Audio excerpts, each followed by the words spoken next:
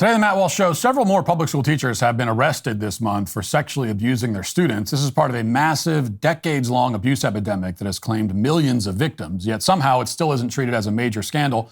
Also, a man in D.C. fires an AR-15 at a car in the middle of his neighborhood.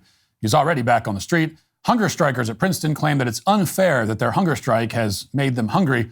And a liberal punk rock band has put out a cringy song that proves why punk rock is dead. All of that and more today on the Matt Walsh Show.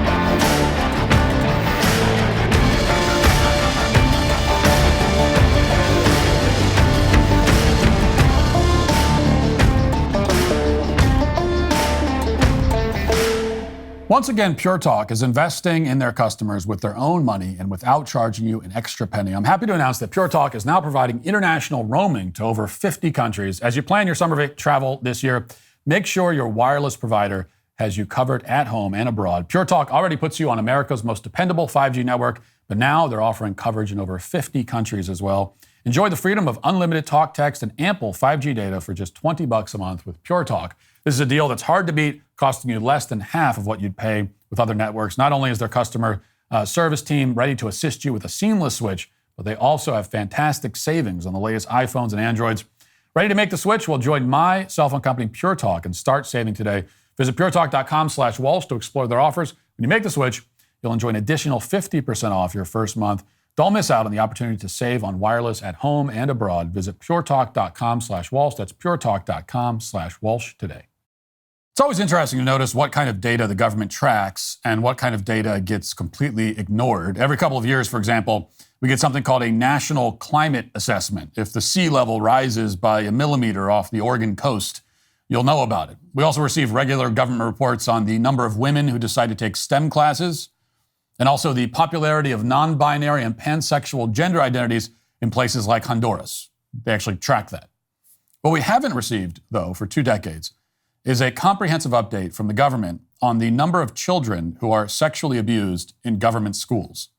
Now, it was all the way back in 2004 that the Department of Education released a report finding that between kindergarten and 12th grade, 9.6% of students nationwide were subjected to sexual misconduct by a school employee.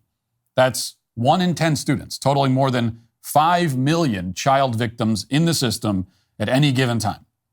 And that is the government itself telling us this. Teachers, coaches, and bus drivers were the most common offenders. A finding like that should have led to a national outcry and immediate changes. And indeed, the Department of Education's report recommended several new policies for screening employees and standardizing policies to make these kinds of incidents easier to report and keep track of. But none of that ever happened. And the federal government has barely shown any interest in the topic in the 20 years since. Now, there certainly was no broader cultural reaction to the Department of Education's report either. And that's a big contrast to other scandals involving systemic sexual abuse.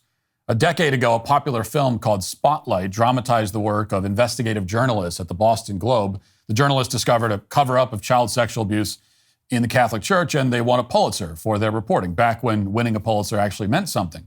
And then the movie about those journalists won 6 Academy Awards. And of course, the Catholic Church scandal received significant attention far beyond that movie and the Boston Globe. A few years later, we got a bunch of Me Too-themed movies that no one really wanted, including She Said and Bombshell. Adult women in Hollywood were victims of pervasive abuse, we were told, and it needed to end. And in many cases, it was true that this abuse was actually happening. And the public outcry in defense of the female victims of sexual misconduct in Hollywood was also immense. Everyone seemed to care about that a lot. But again, there has been no equivalent movement to end the sexual assault of children in schools, particularly public schools where most of the abuse happens with the help of our tax money. Why would the sexual abuse of adult women in Hollywood receive so much attention while the sexual abuse of children in the government school system receives basically none? Now, every so often for the past decade, I've done a monologue or written a piece asking this question. When exactly will the movement to end this child sex abuse epidemic arrive? I've wondered when the public will start to care even a little bit about the rampant sex abuse scandal in the public school system. You know, that place where 50 million American children spend the majority of their formative years? And so far, the answer has been not yet. Even though every other day we are hearing about another child who's been sexually abused by a teacher. So here's just the latest example, and this is from earlier this week. Watch. Hudson, Wisconsin, accused of kissing and exchanging secret messages with one of her students. Let's check in right now with Audrey Russo, who's in Hudson Live right now. Audrey. Jason, I spent the overnight hours combing through the most recent court filing, and here's what I found. Right now, 24-year-old Madison Bergman is out of jail. She's out on a $25,000 signature bond. She's charged with first-degree child sex assault. Now, here's how we got to this point. Police say that Bergman's abuse of this fifth-grade student came to light really just in a matter of days. The male victim's parents found text messages between him and Bergman on Monday morning. Then on Wednesday, the parents brought those texts to Rivercrest Elementary School administrators. Those texts include conversations about the two kissing, touching, making out. Bergman was questioned on Wednesday. She told investigators she was given the child's phone number after a trip to Afton Alps with the child's family. She was then placed under arrest. Here's one of the text messages, quote, "One of my cousins is in the 5th grade, and I can't imagine a man talking to her how we talk. I know we have a special relationship, and I do love you more than anyone in the world, but I have to be the adult here and stop." Now, those are her words to a kid who would be 10 or 11 years old. Apparently, this woman got the child's phone number, as we heard, after the family invited her to go on vacation with them for some reason. And that was the same month that she got engaged to her boyfriend, by the way. Now, there are so many stories like this just this year alone, and even the past month, that it's impossible to cover all of them in this show. If I spent the whole hour on it, I couldn't do it, but I'll go through some of them because it's important to understand the scale of the problem. For example, just a couple of days ago in Gatesville, Texas, a teacher was arrested for sending sexually explicit messages to a 15-year-old student. Watch. The Gatesville Independent School District junior high school teachers facing charges of having an inappropriate relationship with a student. Police arrested Christine Page Cockrell, who was an earth science teacher, on Friday.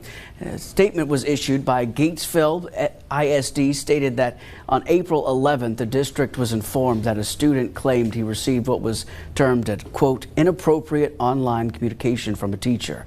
The teacher was immediately placed on administrative leave. On May 2nd, 2 warrants for improper relationship between educator and student were issued to Cockrell, and she was arrested the next day. There are no allegations of inappropriate physical contact at this time. One of the victims was a student of Gatesville High School. The other currently lives in Ohio and attends a high school there.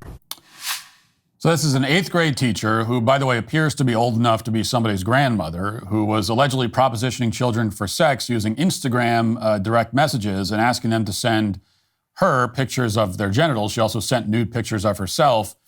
And the charges are actually worse than what you just heard in the video. One of the charges she's now facing includes possession of child pornography with intent to distribute. Now, as of now, this teacher hasn't been accused of physical sexual assault of a child, but we'll see what the investigation turns up as it continues. There are plenty other recent examples of physical abuse happening, though. 3 weeks ago in Omaha, for example, a 45-year-old married substitute teacher was caught in her car having sex with a 17-year-old student. Here's that story.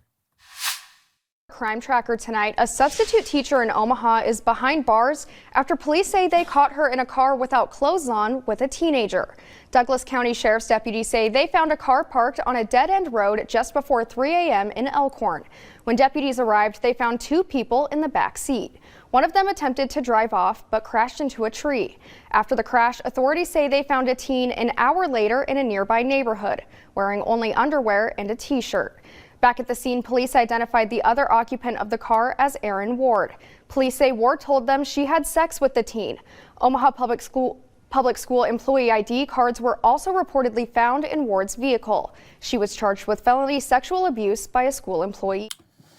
Now, in this case, after the police showed up, the student apparently got in the driver's seat of the Honda Pilot, half naked, crashed it before hiding from police for an hour. And, you know, you'll hear from some corners of the internet that this kind of sexual abuse is no big deal because 17 is considered legally old enough to consent to sexual activity in some states, including Nebraska, where this happened. So they'll say, and some people have said, that it's a victimless crime. Even though none of the people saying that would want their son or daughter to be found having sex with a middle-aged teacher in the backseat of a Honda Pilot on a dead-end road at 3 a.m. Further, we should note, many of the victims in systemic sexual abuse scandals that have attracted widespread attention have been even older than 17. Again, the Me Too movement began because of the experiences of mostly adult actresses, many of whom willingly had sex with male producers in order to procure film roles. And that was seen as a major scandal, a major national scandal, but this sort of thing isn't? How so? And yet, this dismissive attitude has led to so much underreporting of teacher sex abuse in schools, and we can also measure that. Business Insider, of all places, just published an in-depth expose of decades worth of sex abuse accusations at just one school. This is Rosemead High School in Los Angeles. Now, there won't be any spotlight-style movie of Business Insider's report, we can assume, but credit where it's due, it's worth reading in its entirety. The report shows, among other things, how often parents are reluctant to call authorities to report inappropriate behavior in schools, even when it's right in front of them. They don't want to be seen as challenging school officials for some reason, and schools are all too happy to take advantage of this. On the relatively rare occasion that they do receive complaints, schools often cover them up. In Los Angeles, at one school, that went on for decades as nearly 24 victims piled up that we know of. Now, another excuse I've heard to explain why the sex abuse epidemic in schools isn't treated as a major scandal is that supposedly the perpetrators are being arrested and prosecuted and convicted. There's no cover-up, so it's not a scandal, I'm told. But that's not true. That is just a lie. It is a lie. There are cover-ups happening all across the country. You don't get thousands of abusers in your system without cover-ups. If there was a habit of smoking these people out and holding them accountable, you wouldn't end up with 5 million abused kids in the system, obviously. These cover-ups happen all the time and are happening right now all over the country. As Fox 9 in Minneapolis found just this week, in response to allegations of sexual misconduct concerning teachers, schools can choose not to renew teachers' contracts instead of firing them outright. And that avoids all of their, legal reporting obligations. Quoting from the Fox 9 from just a couple of days ago, quote, when a former teacher was charged with having sex with a student earlier this year, police records indicated that he had already been fired from a St. Paul charter school, but he wasn't. Personnel records obtained by the Fox 9 investigators reveal Brandon Bunny was not actually terminated by the Hmong College Preparatory Academy. Instead, his teaching contract was rescinded last May after a staff member alerted school leadership about boundary concerns with a student. Had Bunny been terminated, the school would have been legally required to report him to the state teaching board that decides which teachers are allowed in classroom. But that didn't happen because he wasn't technically fired. This is how most jurisdictions handle child sex abuse in schools. They do what the Catholic Church did in many cases. They shuffle the abuser from one place to another without telling anybody, just as abuser priests were shipped from one diocese to another for the same reason. And even when the teachers are punished, in many cases, they aren't punished to any significant degree. In March, a 9th grade teacher in Lincoln, Nebraska, who had sex with a student 10 times, was just sentenced to probation plus 90 days in jail. That's it. And late last year, a 48-year-old teacher who had sex with a 15-year-old student was sentenced to 3 years probation with no jail time. The teacher doesn't even have to register as a sex offender. And by the way, if you think that this light treatment is because the abusers in the public school system are often women, well, it's actually not that simple, because the 48-year-old predator in that case was a man. One of the few jurisdictions that actually takes this kind of abuse seriously is Florida. Here's a report from Hillsborough County from just 2 weeks ago. Listen. Former Hillsborough County teacher is behind bars after the sheriff's office says he had an illegal relationship with one of his students. Yeah, it came to light as deputies responded to Durant High School for an unrelated call. Annie Mapp joins us now live at the Hillsborough County Courthouse where the suspect had a first appearance. Annie. We're talking about 25-year-old Jaime Hernandez Cabrera. He taught agriculture at Durant High School and is accused of having a sexual relationship with a student on school property and during school hours. This is absolutely disgusting, and this community will not stand for this. Hillsborough County investigators say 25-year-old Jaime Hernandez Cabrera met the now 16-year-old victim on Snapchat in the fall of 2022. Whether or not she consented does not matter in this situation due to her age. She is young. This relationship began when she was younger than she is now. The suspect and victim then allegedly engaged in a sexual relationship that lasted several months and continued when Hernandez Cabrera started teaching at the victim's school in August of last year. He's facing mandatory life in prison. That is because our legislature said we will not tolerate teachers who prey upon their students. Because he was her teacher, he actually had her in a class this year. Facing mandatory life imprisonment. Now that should be the norm in every single one of these schools, K through 12, where a teacher sexually abuses a child. But it's not. And that's why you keep hearing so many of these stories. Every video I've shown you has been from just the past month. That's how common this is. And there are dozens of these stories every month. And of course, those are just a small fraction of the sexual misconduct cases that get reported. So you have to ask, has anything changed since the Department of Education's report in 2004, finding that at the time, 10% of children are abused in schools? 5 million at the time. What happened? Has the problem, has it gotten any better? Probably not. Has it gotten worse? Well, it seems that way. Again, the government doesn't seem interested in finding out, but within the past year, a nonprofit called the Defense of Freedom Institute conducted its own investigation into the data from public schools. They analyzed various reporting numbers that the government makes available, but only if you know where to look. And here's what they found. Quote, between 2010 and 2019, the number of complaints filed with the U.S. Department of Education's Office for Civil Rights alleging sexual violence against K through 12 schools more than tripled. Now, I'm going to stop there because it bears repeating. The number of alleged instances of sexual violence in public schools, and this is just that have been reported, has more than tripled in the past decade. It has not gone down. It has not stayed the same. It has dramatically increased. And we're not just talking about inappropriate communications here. The report continues. For 2015 to 2016, the Civil Rights Data Collection reported 9,649 incidents of sexual violence. Of that number, 394 constituted instances of rape or attempted rape. For 2017 to 2018, the numbers were 13,799 and 685 respectively, an increase of 43% and 74%. So, the report goes on to find that local teachers' unions often work to conceal sexual abuse by permitting employees to resign, which is the same practice that Fox 9 discovered this week in Minnesota. Quote, unions use collective bargaining and non-disclosure agreements to conceal the records of abusive employees, and union leaders wield their powerful influence in many state legislators to stymie legislation. Now, the solution, as outlined by the Defense of Freedom Institute, is as straightforward as it was in 2004. Congress should require local education agencies and school districts to catalog and report all school-level data on sexual abuse and violent crimes. Any school district or local education agency that conceals these crimes or allegations concerning these crimes should lose federal funding immediately, and that is just for starters. Like, that's the first thing, and certainly not the last. But Congress has shown no interest in passing a law like that because there has been no national campaign about child sex abuse in schools. Certainly, there's been nothing on the level of the Me Too movement or the coverage of the Catholic priest sex abuse scandal. And that's even though far more Americans have children who are subjected to potential abuse from public school teachers than they do, children who might be subjected to abuse from movie producers or even Catholic priests. I have to repeat once again, 50 million kids are in this system. To be clear, as much as I've talked about the many excesses of the Me Too movement, it's good that the predators in those institutions have been exposed and, to some limited extent at least, brought to justice.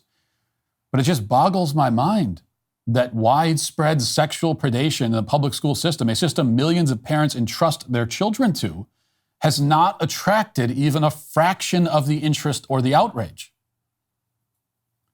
The only way to prevent even more children from being abused is to change that as quickly as possible. Now let's get to our 5 headlines.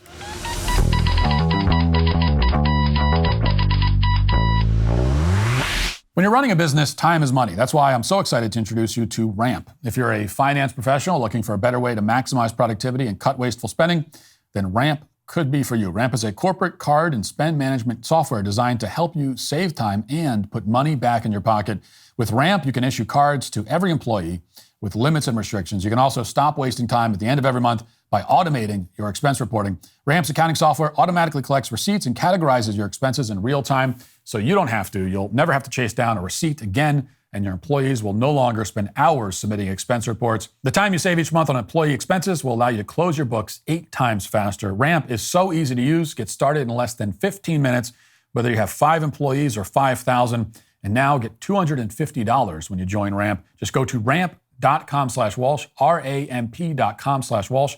That's ramp.com/Walsh. Cards issued by Sutton Bank and Celtic Bank, members FDIC. Terms and conditions apply. I want to start with a report out of D.C. that should shock you, but it won't. Here's the local news report on this. Watch. New at 5:30, he's accused of firing 26 shots from an AR-15 rifle into a public D.C. street. The U.S. Attorney's Office says they have multiple videos of him doing it. Yeah, and you can hear it right there. And now neighbors are rightfully outraged after a judge released the defendant before trial. Our chief investigative reporter, Eric Flack, has obtained stunning video of the alleged incident. Yeah, so the U.S. Attorney's Office is trying to reverse the judge's decision based on what we see here, right? Yeah, they are, Leslie, and they're trying to do it fast. The U.S. Attorney for the District of Columbia has filed an emergency order to reverse the magistrate judge's decision to grant the 18-year-old shooting suspect pre-trial release. We want to warn you, this story contains images and sounds of gunfire. 18-year-old Amante Moody is accused of firing 26 shots from an AR-15 semi-automatic rifle at an SUV driving away on Independence Avenue in Southeast on April 22nd. Prosecutors say the 2 a.m. incident was captured on 3 different cameras. 2 of those videos have been obtained by WUSA 9. No injuries were reported, but Moody was charged with assault with a dangerous weapon and possession of a firearm with a crime of violence. Both are felonies.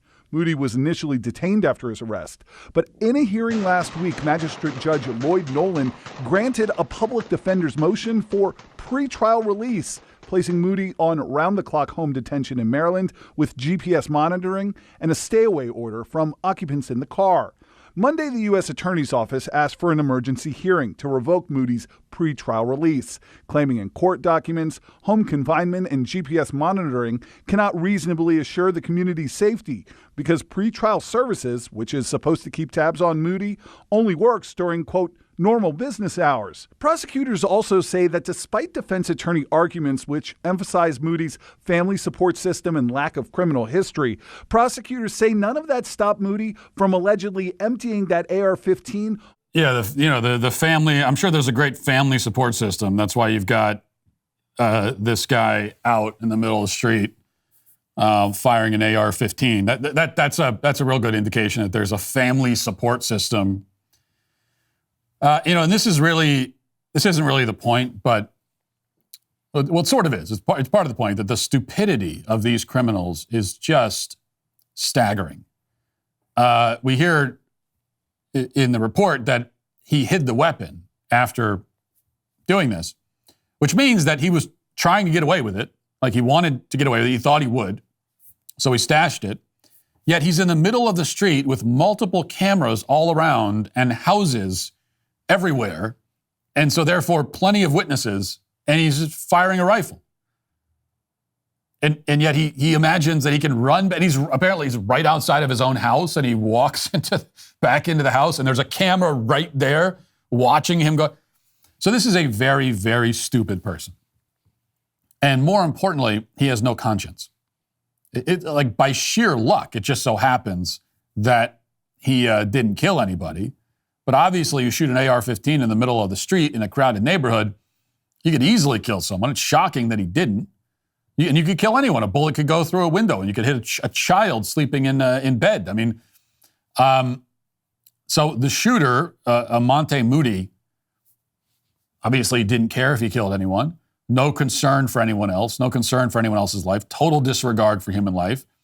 And this is the lethal combination that terrorizes all of our major cities. Very dumb people who are also completely morally indifferent.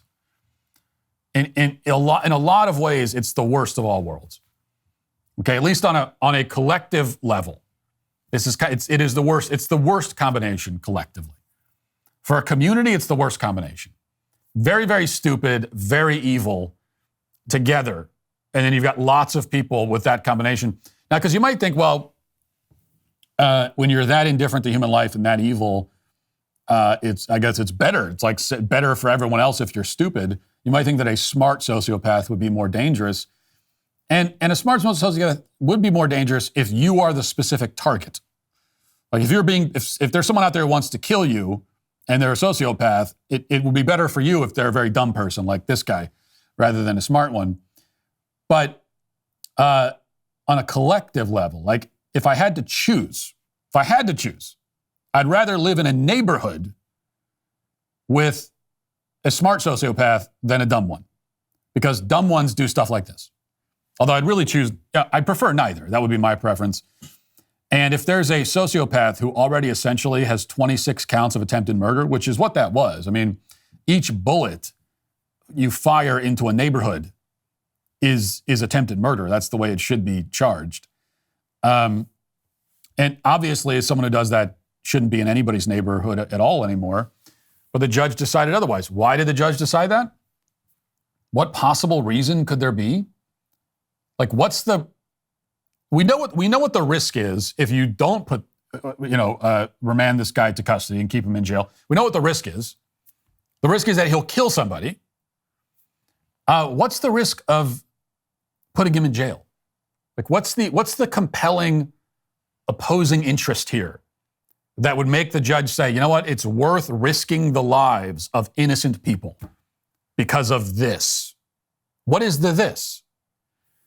The judge is knowingly putting the community at risk. And this is where the stupid factor comes into play again.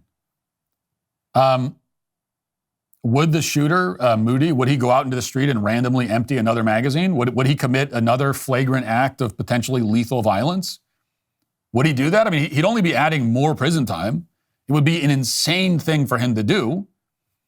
It would be of no benefit to him whatsoever to go and do anything like this again. So, but would he do it? Yeah, of course he would. Why would he do it? Why would he go out of his way to make everything worse for himself, not to mention for his neighborhood? Well, because he doesn't care about anybody else's life, including his own. And he's a moron. So putting him back on the street, it's like throwing a grenade into a house, not knowing if anybody is inside. It is an act of disregard for human life, just as flagrant as firing the rifle in the street. On a moral level, both the judge, morally, the judge and this guy are the same. This is the combination we're dealing with. Criminals with no soul and no conscience who don't care about human life. And those criminals end up in courtrooms with judges who also have no soul and no conscience and don't care about human life. And they're also morons, by the way. This is the system that we're dealing with.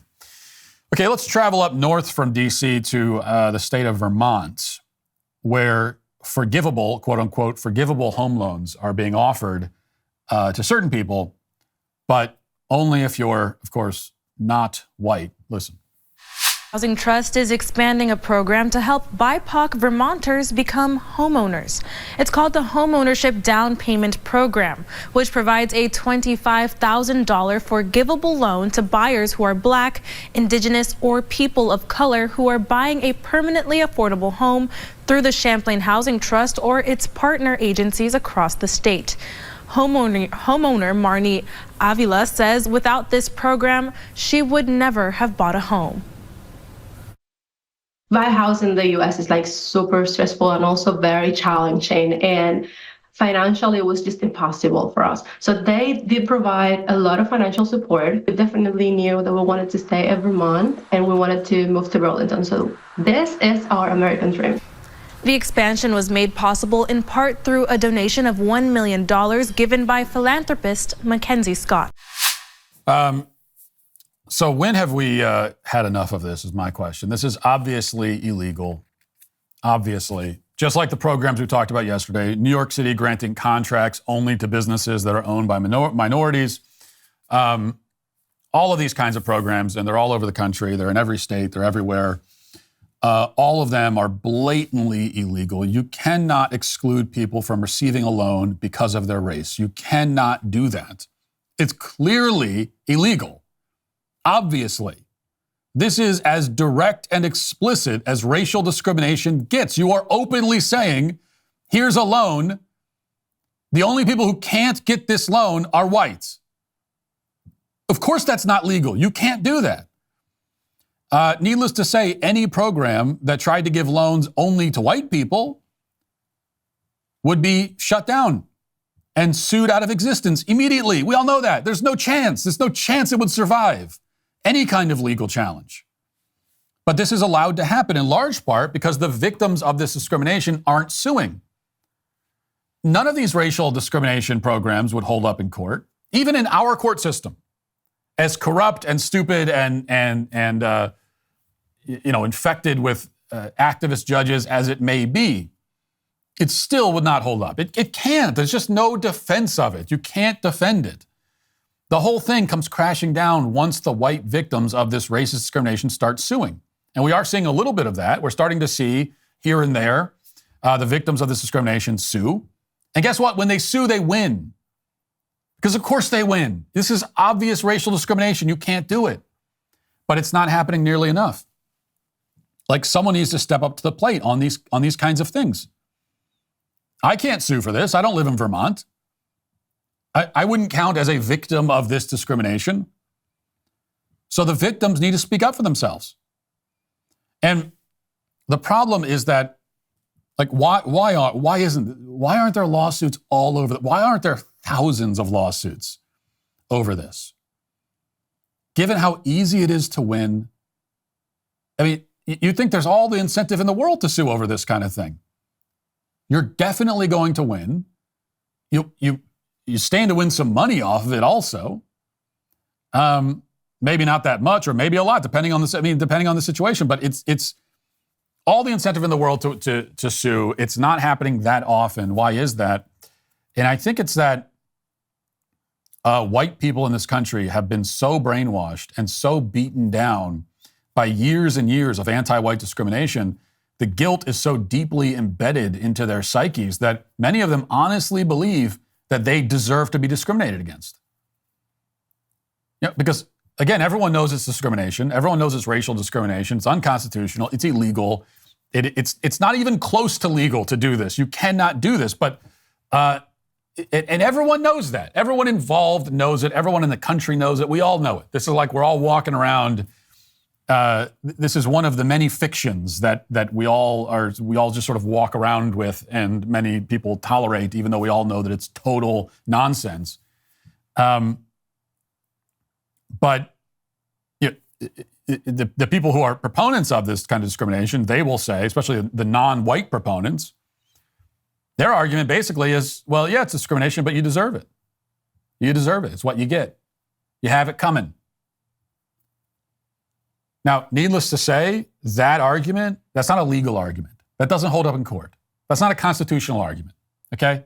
There's nothing in the law, there's nothing in the Constitution that says, well, racial discrimination is not allowed unless they deserve it, unless they have it coming, unless you have a blood feud with this group of people, unless you feel that your ancestors have been wronged by them, in which case it's totally fine. But, of course, that carve out is not there legally, because if it was, then that's just another way of saying that racial discrimination is actually okay. Because guess what?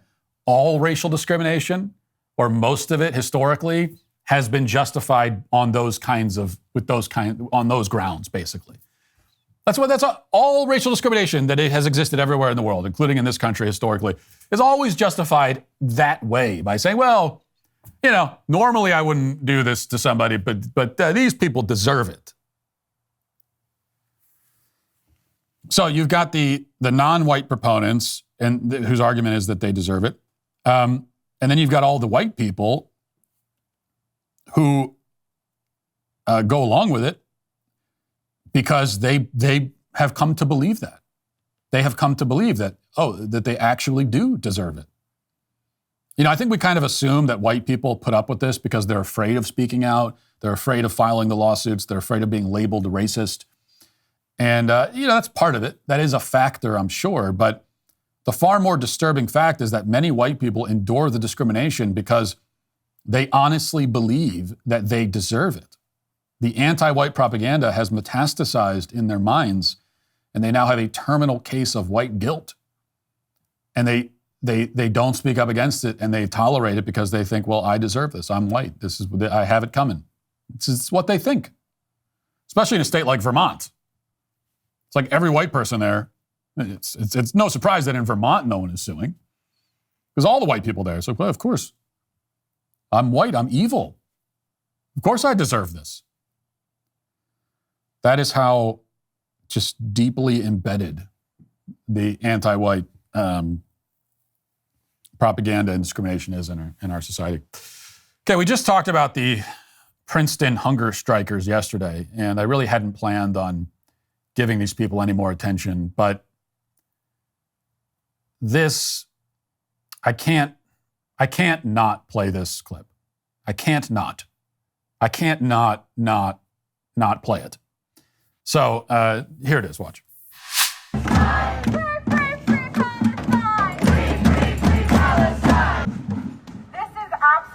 Unfair.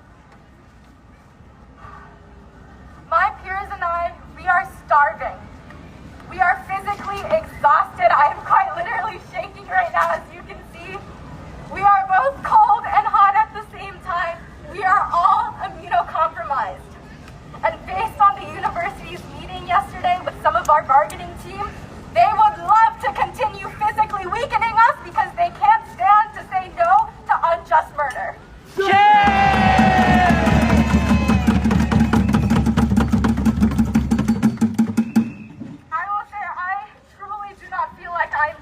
Anything special.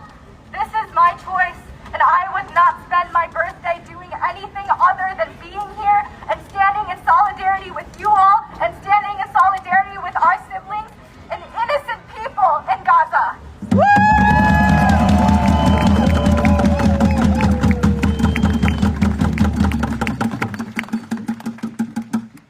No matter how physically weak we may be, united we have never been stronger. Our resolve has never been stronger.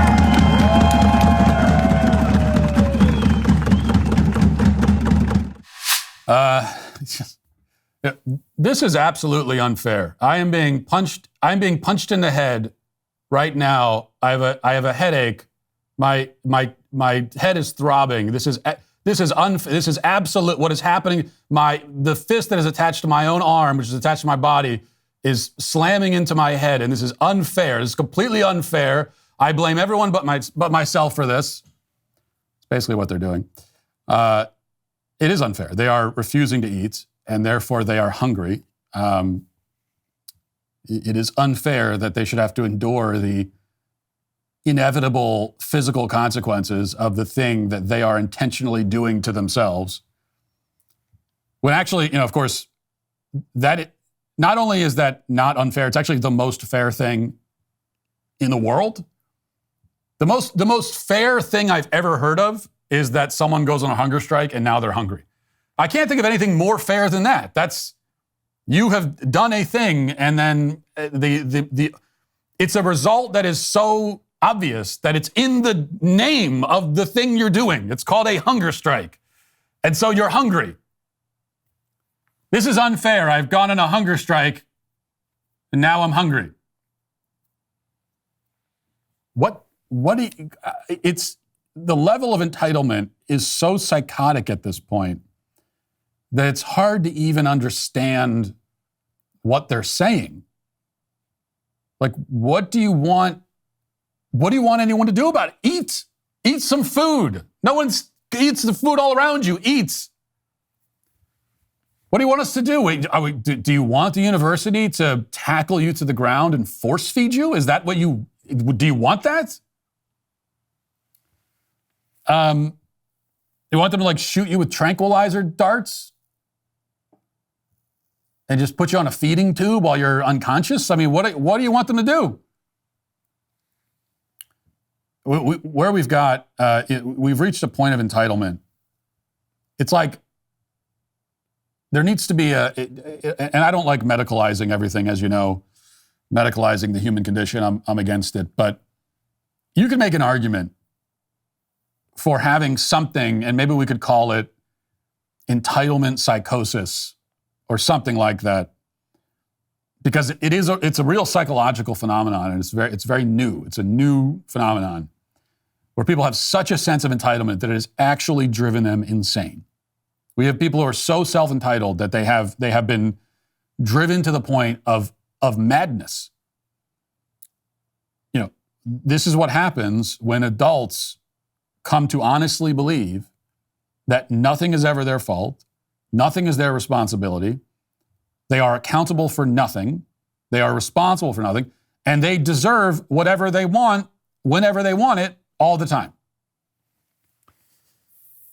When you believe that, when you've been raised to believe that, it actually, I think it causes there's almost a form of psychosis, and we cannot have a functioning society with millions of adults with this mentality. And I know we all, for years now, we have all liked to tell ourselves, we have come up with this wonderful, reassuring fiction, this fairy tale story that these sorts of people, you know, they're in college and they're very entitled, they're entitled little brats, but, oh, you know what? When they get out into the real world, everything's going to change. They get out into the real world's going to straighten them out real quick. They're going to understand. They're going to learn some things out in the real world. We like to tell ourselves that, but as we kind of whistle past the graveyard of our civilization, but it's not true, unfortunately. Because while we have been insisting that for years, that all of these entitled college kids will get out into the real world, and no, actually not, because the real world is increasingly run by these kinds of people. This is one of the problems. We have whole generations of people that are like this. Well, they take over the world eventually. And so the world, so it's we're living in a reality that is well, reality itself is not defined or governed by these people, but you know, we live in a system that is defined and governed by these kinds of people. And so what does that mean? It means that, like, that girl right there, and we can all hope, that she'll get out into the quote unquote real world and become a functioning member of society, but probably not, because we have a system that caters to these people. We have a system that says, like, look, if you're a self-entitled brat and you want to go around stomping your feet and having temper tantrums and believing that the world owes you everything, we have a system that says, okay, yeah, we want you to be that way, so we'll do everything we can to keep you like that.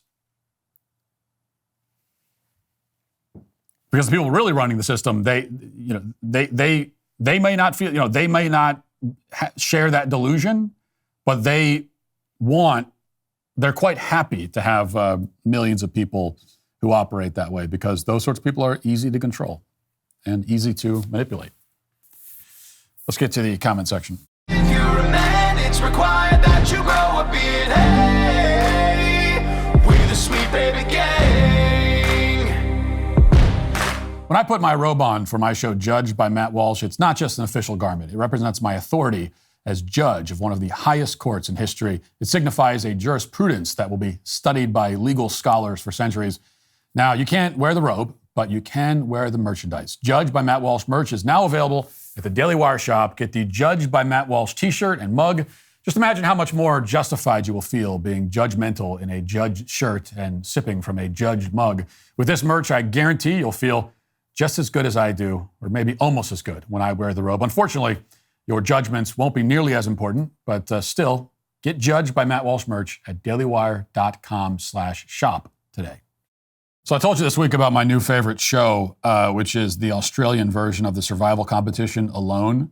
And they call it Alone Australia, but it's really Alone DEI, as I explained, an unintentionally hilarious show. And here's some comments related to that. Simon says, being a survival enthusiast, I started the application process for this show, but as soon as I realized that they were promoting DEI in the contestants, I didn't proceed. There were more questions about sexuality and gender identity than there were about outdoor skills. Well, that explains a lot. I am not surprised to hear that. It comes through in the show very much. Another comment says, LOL, everything in Australia starts with a land acknowledgement. Honey, I'm home. This home was built on stolen land over 200 years ago from its true indigenous owners, whom I now acknowledge and thank and kowtow to. What's for dinner? Yeah, I've heard this. I mentioned this show, Alone Australia. Each episode starts with a land acknowledgement. Like, they didn't even just do it in the season premiere and leave it at that. Even that would be stupid, obviously. But every single episode that starts with a land acknowledgement. Not to mention the contestants themselves, like, very often thanking the land and thanking the people who protected the land and lived. Like, the contestants themselves are constantly droning on about that. And I have heard this now from many people that land acknowledgements in Australia are extremely common, apparently. You know, even here in the United States, you run into the land acknowledgement thing. It's still relatively rare. You have to be in like a really liberal area and engaged in, at some sort of event or something that's very liberal, and that's where you'll encounter the land acknowledgement. But in other places, Australia and Canada being probably the two primary culprits, like, it's just all over the place, constant. This constant reminder that you are on stolen land and that you stole the land from indigenous people, which is not true. It's not true, but that's the indoctrination. I'm an Aussie, and you nailed it, Matt. It's a woke, feminist, man-hating country. The natural beauty is still here, but our society is in the grip of the madness you identified. Yeah, I can see that now, and it's very sad. When I was talking about the impression I used to have of Australia, one thing I didn't mention is that also came from, it came from like watching Steve Irwin and that sort of thing. But also there's a book called In a Sunburned Country by Bill Bryson, and it was published probably, 25 years ago. And it's kind of a travel memoir about his time in Australia. It's a great book. It's very funny. One of my favorite books, actually, that I've read in the last, past 5 years or so. And that book contributed to my impression of Australia as a rugged place with rugged and sort of eccentric people who, the kinds of people you think, like, who else would live in a place like this? Where you've got giant spiders and snakes and all this, like, everything wants to kill you all the time. The kind of people that live there, you expect them to be a certain way, and that's how it came across in the book. I liked to believe that Australia was that kind of place. I preferred that what it turned out to be a fantasy. I like to think that there was some place on Earth like that, and it turns out that it doesn't exist, and I find that quite sad. Why has it changed, though, is the question. Here's some comments that offered theories on that. Australia is highly urbanized. If you look at it now, it's one giant desert, almost the size of the U.S., but with 1/15 to 1/20 of the population of the U.S., then you could actually come to the polar opposite conclusion that the only reason the population isn't way bigger is because everyone is hugging the safe, temperate coastal areas, and no one actually is rugged enough to settle the rest of the country. Another comment sort of agrees. There's a reason why Australia, New Zealand, and Canada are suffering from the same woke affliction. These countries all have small populations that are highly concentrated around a handful of dense metro areas. This makes it much easier for a tiny elite to capture major institutions and crowd out other places than in a country like the United States. This is an interesting theory. Like, it kind of, you sort of wonder that. It's like, why is it all the most beautiful places are overrun now by these leftist lunatics? Australia, New Zealand, Canada mentioned, but even within the United States, you find that. Like California, Oregon, We just talked about Vermont. Vermont is a beautiful state. I mean, it's beautiful. It's gorgeous. All of New England, beautiful area, but also very liberal. And why is that? Maybe we're starting to come to a theory here about how it turns out that way. And finally, Australian here. The answer to your conundrum is that we have a prisoner's mindset. We know nothing about freedom because we have never fought for it and therefore don't know what it is. We are subjects of our government, and the tough guy reputation we have is just a holdover from previous generations that actually had to rough it in the harsh environment. But now almost all of us are pampered weaklings with nary a spine between us. We have no independence, no autonomy, no working spirit, let alone a fighting spirit.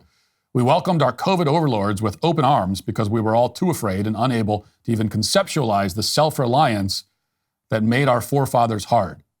R.I.P. Australia. Well, tough assessment. Pretty sad. Wish I had some positive spin to put at the end of this, but I really have nothing. It's just a sad situation.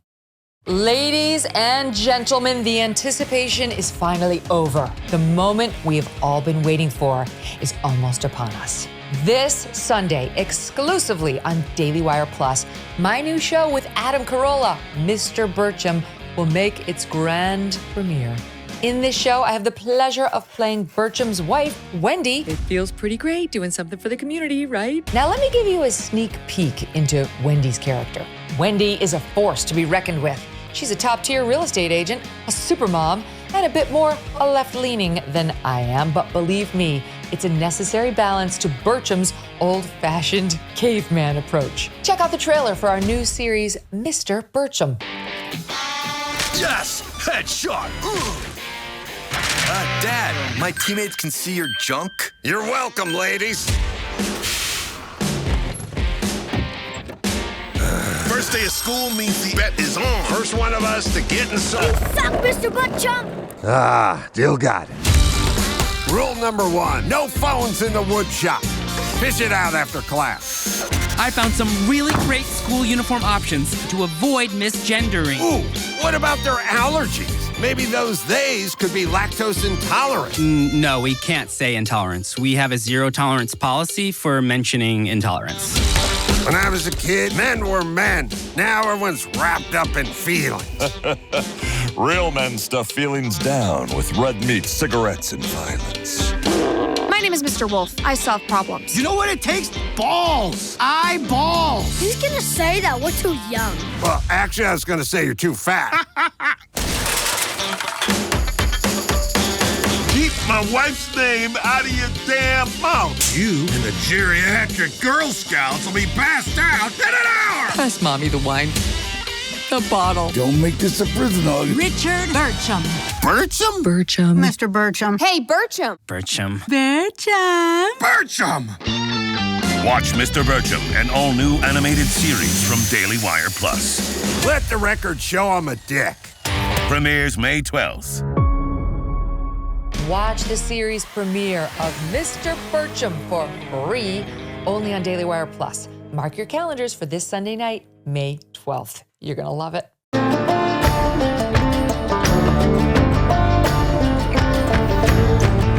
This week, a band called TX2, though it may be pronounced T times 2. I'm not really sure and don't care enough to check. But anyway, they proudly posted to Twitter a clip from a recent song of theirs. It's a song meant to attack, among other people, the Republican governor of Tennessee. And they wrote in the caption, quote, "This is what punk is about. A year ago, we wrote a song and named it after a governor in Tennessee who was trying to pass laws banning drag shows / affecting gender-affirming care.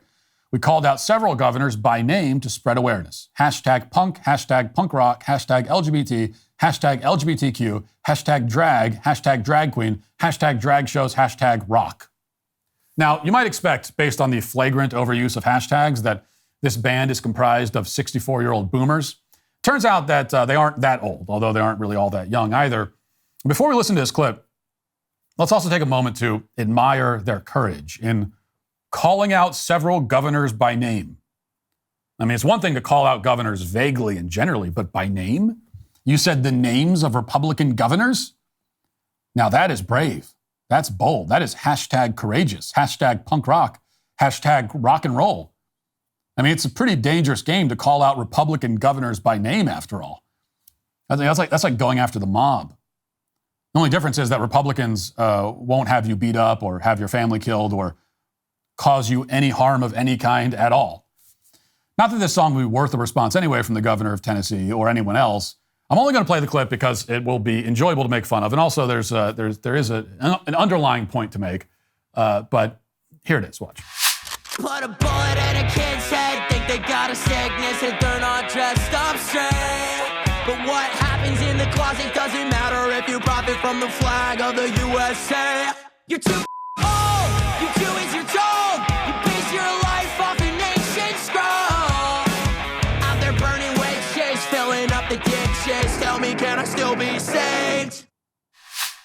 So there it is. That's what punk rock is about, we're told. It's about that. A middle-aged man in a dress reciting milquetoast liberal talking points harvested from a YouTube comment section in a song that sounds like Walmart brand My Chemical Romance circa 2003. That's punk rock, which is to say punk rock is dead, if that's what it is. Now, that song, by the way, is called No Love Like Christian Hate. And I tell you the name of it just in case you happen to have a terrorist imprisoned in your garage and you need to torture him to find out where he planted a bomb before it detonates and kills 10,000 people. That would be the only imaginable circumstance where anybody would want to play that song on purpose. And we don't need to harp on this fact. I mean, obviously it's a terrible song. It's the kind of thing that makes you envy the deaf. You know, it makes you long for the life of maybe the naked mole rat, which lives underground and can neither see nor hear, yet manages to navigate somehow. I'm not really sure how. It's a discussion for a different day. But putting aside the general badness of the song, the more salient point is how it reveals the difficulty faced by liberal punk bands and by liberals in general. They want to fashion themselves as rebels, as mischievous troublemakers, as those who rage against the machine. But the problem is that they agree with the machine on nearly every point. I mean, they are the machine, at least an appendage of it. So here's a general rule of thumb. You are not a rebel or punk rock if you are saying things that would be happily affirmed by every Fortune 500 company, along with academia, the corporate media, and the entire federal government. Like, you could take the lyrics from the clip that I just played and with maybe only superficial changes, drop them right into a sensitivity training session conducted by the HR department at the corporate headquarters of Procter & Gamble. Indeed, there is nothing in that song that the head of HR at Procter & Gamble would object to. In fact, I wouldn't be entirely surprised if some HR department somewhere in corporate America has already incorporated this exact song into one of their workshops. That would not surprise me at all. Now, there is no real way around this problem if you're on the left. I mean, this is the burden of wearing the crown. You won the culture, or your parents did, rather. And now everything you believe is exactly what is professed by the most powerful people in the country. Like, face it, that's how it is. You can count the FBI as your ideological allies. You have the politics of a generic bureaucrat. Your whole ideological program could be found laid out in print inside a pamphlet in a middle school guidance counselor's office. And that's how thoroughly you have your ideology dominates the system. And this is nothing to lament exactly. It means you have power. It means you are the victors. But it also means that you aren't cool. And you certainly aren't punk rock. You are the ones defending the machine, not raging against it. You aren't trying to take down the system. You want to strengthen the system and fortify it. And this is why conservatism really is the new punk rock, as Paul Joseph Watson has observed. Now, when I say that, that doesn't mean that conservatives have been especially good at harnessing this rebellious energy and using it to their advantage. Conservatives in general aren't very good at punk rock, and I mean that in a general sense, not just that they aren't good at making that kind of music, though they probably aren't. I mean that conservatives, broadly speaking, tend to be somewhat clumsy and awkward in their roles as cultural rebels. And, you know, some of that difficulty is understandable. Conservatism is, well, conservative. You know, liberals can't stop pretending to be rebels even though they own the system, and conservatives can't stop operating as though they own the system even though the system hates them. So this role reversal has been difficult for everybody involved, I guess we could say. Be that as it may, you aren't going to hear any right-wing talking points from the HR department or any other department at any Fortune 500 company. It's not going to happen. There is no such thing as Procter & Gamble conservatism, though there is Procter & Gamble republicanism. That's only because liberals have won so thoroughly that their opposition party is a variation of themselves. Conservative principles, however, are outside the mainstream. They do challenge the system. You're not going to offend the system by cross-dressing and criticizing the Bible. You will offend it by professing belief in the Bible and in the so-called traditional gender roles that it affirms. Now, whether you could make a good punk rock song about that subject is a different question. Nobody really has successfully done it yet, but you certainly can't make a good one while delivering a lecture that would make Nancy Pelosi proud. And that's why the would-be punk rock band, whose name I've already forgotten, is today canceled. That'll do it for the show today. Thanks for watching. Thanks for listening. Talk to you tomorrow. Have a great day. Godspeed.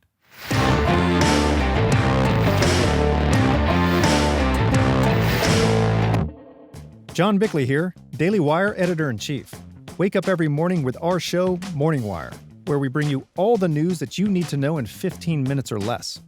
Join me and my co-host Georgia Howe for daily coverage of all the biggest stories on Morning Wire.